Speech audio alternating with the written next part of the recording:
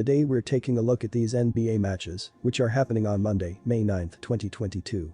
And giving you match breakdowns, betting tips and predictions in general on these games. Welcome back to High Stakes, let's get straight into it. Also, don't forget to subscribe to get notified as soon as we release these sport prediction videos, and if you would like more betting tips and predictions, then check out our Patreon in the link down below. Our new Patreon is a way for us to help you improve your chances of making more money. Multiple plans are available for each and every one of you. You can get 30 extra betting picks all the way up to 500 extra betting picks per month. Stop wasting hours of your time searching for bad betting picks that ends up costing you a lot of money. Join the High Stakes Patreon now and get the best betting picks. Milwaukee Bucks vs Boston Celtics.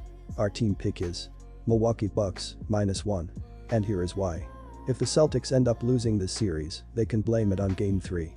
Not only did they have a chance to take back home court advantage, but they could have taken the lead and put the defending champs on their heels. It all came down to Marcus Smart missing a free throw on purpose to give his team a chance to tie the game with 4.6 seconds left in the fourth quarter. Smart picked up his own rebound and missed a short shot attempt. A couple of failed tip-ins followed before Al Horford finally scored the basket behind the ringing buzzer to signal the end of the game. The referees also made a questionable decision in calling a common foul when Marcus Smart was attempting to elevate and shoot a three-pointer late in the game. It could have been a much different outcome if he got sent to the charity stripe and knocked down all three buckets. The Bucks can't win on Monday night playing like they did on Saturday. You're fooling yourself if you think for 1 second Jason Tatum is shooting 21.2% from the floor and scoring only 10 points in this matchup.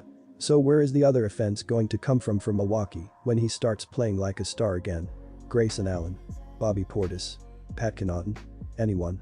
The hope has to be for Allen to have more of an offensive presence on the floor.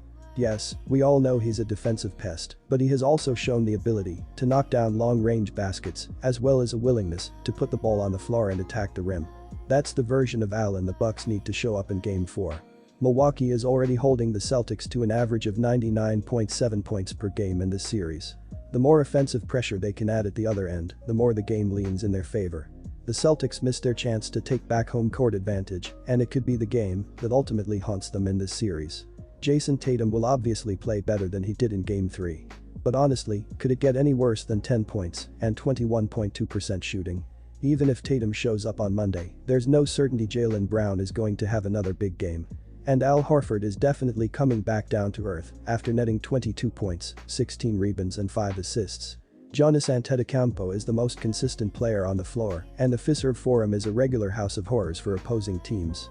Horford dominated on the boards, and it still wasn't enough to win the rebounding battle over the Bucks. This Milwaukee team has the size and length to fight for rebounds and force tough shots. The Celtics being held to 36.8% shooting was no fluke performance from a Bucks team holding them to less than 100 points on average in the series. The resolve of the Celtics will be tested when they go down 3-1 after losing Game 4 to the Bucks. I'm laying the points. Our total pick is under 211.5 points. And here is why. The Boston are averaging 107.6 points on 44.7% shooting and allowing 103.7 points on 46.7% shooting. Jason Tatum is averaging 25.4 points and 4 rebounds, while Jaylen Brown is averaging 22.7 points and 4.4 assists. Marcus Smart is the third double-digit scorer, and Al Horford is grabbing 9.6 rebounds. Boston are shooting 36.4% from beyond the arc and 81.9% from the free throw line. The Boston Celtics are allowing 35.9% shooting from deep and are grabbing 41.9 rebounds per game. Offensively, Boston came into this series ranging towards the middle of the pack with a 12th-ranked scoring offense that averages just under 112 points per game. They convert at 46.5% from the field, including 35.5% from beyond the arc. Through the first 3 games of this series, they are averaging right around 100 points per game, but shooting has been a major issue in their 2 defeats. After shooting a woefully 33% from the field in Game 1, they bounced back with an impressive effort in Game 2, only to follow that up with another clunker in Game 3, where they shot below 37%. They need a much better effort from Jason Tatum in Game 4, coming off a dismal 4/19 performance. The Milwaukee Bucks are averaging 104.9 points on 45.4% shooting and allowing 96.9 points on 39.9% shooting. Giannis Antetokounmpo is averaging 29.6 points and 12.6 rebounds, while Jrue Holiday is averaging 18.9 points and 5.6 rebounds. Chris Middleton is the third double-digit scorer, and Bobby Portis is grabbing 10.4 rebounds. The Milwaukee Bucks are shooting 34.8% from beyond the arc and 70.1% from the free throw line. The Milwaukee Bucks are allowing 31.9% shooting from deep and are grabbing 50.4 rebounds per game. Entering the series without their number 2 scoring option in Chris Middleton, there were a lot of question marks about how the defending champs would square up with the surging Celtics. Through the first 3 games, Milwaukee has passed the first part of the test with flying colors and looks more than capable of reprising their Eastern Conference crown. Entering Monday night up 2-1 in the series, they have a real opportunity to take a stranglehold of the series by protecting home court. The Bucks rank 3rd in the NBA in scoring, averaging 115.5 per game, while converting a close to 47% from the field. It has been tough sledding in this series against a relentless Boston defense. Memphis Grizzlies vs Golden State Warriors. Our team pick is Memphis Grizzlies +10. And here is why. Memphis struggled in the first road game of the series. The Grizzlies shot 43.5%, 40-92, from the field and 37.2% from 3, but that's not going to cut it when you allow 142 points. Ja Morant led the loss with 34 points and 7 assists, followed by Desmond Bane with 16 points. His game was basically over at the time that Morant got hurt, but his likely absence in Game 4 is a huge blow. He is officially listed as questionable for Monday. The good news is that Dillon Brooks will be back after a 1-game suspension for a flagrant foul in Game 2.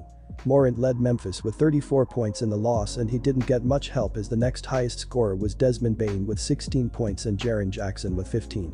The Grizzlies only shot 43% in the game and were out-rebounded 38-29. The Warriors shot 63.1%, 53-84, from the field and 53.1%, 17-32, from three-point range in the win. Seth Curry scored a team-best 30 points. Klay Thompson added 21 points and a team-best 9 rebounds. Jonathan Kuminga added 18 points and Andrew Wiggins scored 17 points. Seth Curry has led the Warriors with 27.6 ppg during the playoffs, which ranks 4th in the association. As a team, the Warriors have averaged a playoff best 118.8 ppg and are second with a plus 8.2 point differential. The Grizzlies lost their best player, Morant, in the fourth quarter, but it didn't matter as the Warriors had already built up a big lead on their way to a 142-112 win. The Warriors shot a blistering 63% from the floor and 53% from three-point range, making 17 of 32 from deep. Steph Curry led the Warriors with 30 points and 6 assists. He made 14 of 14 from the charity stripe. Poole added 27 points with 4 three-pointers. He was also involved in that play where Morant was injured. I was on the Warriors in blowout fashion in Game 3. Although I expect Golden State to win again in Game 4, the points feel like too many. The pressure is on the Grizzlies. They can't come back and win this series against the Warriors if they fall behind 3-1, and they know that. Memphis is in the second round for the first time with this group and should be better adjusted for the Warriors crowd after losing on Saturday. The Warriors shot the ball as almost as well as possible in Game 3, so regression here is inevitable. The Grizzlies will also have Dillon Brooks back after serving a 1-game suspension. If you are a moneyline parlay player, then I like the Warriors, but when it comes to the points, as someone who has closely followed Memphis all season, I don't see them losing this game by double digits. Our total pick is under 224.5 points.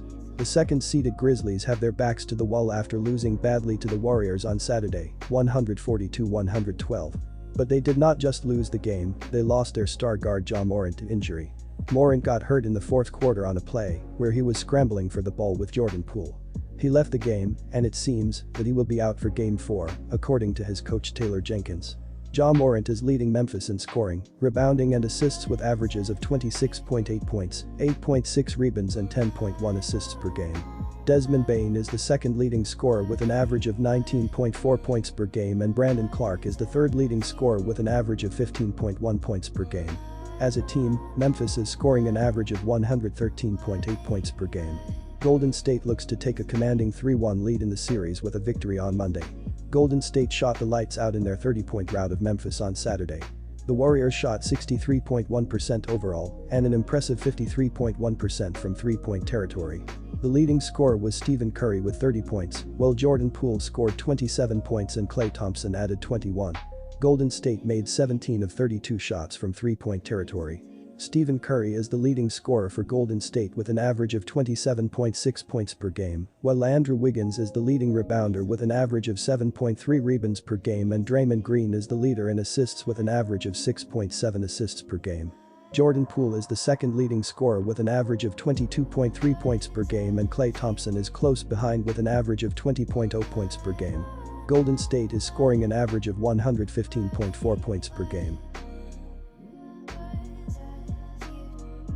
Disclaimer: no financial advice. The information on this channel is provided for education and informational purposes only, without any express or implied warranty of any kind, including warranties of accuracy, completeness, or fitness for any particular purpose. The information contained in or provided from or through this channel is not intended to be and does not constitute financial advice, investment advice, trading advice, or any other advice. The information on this channel and provided from or through this channel is general in nature and is not specific to you, the user, or anyone else. You should not make any decision, financial, investment, trading, or otherwise, based on any of the information presented on this channel without undertaking independent due diligence and consultation with a professional broker or financial advisory.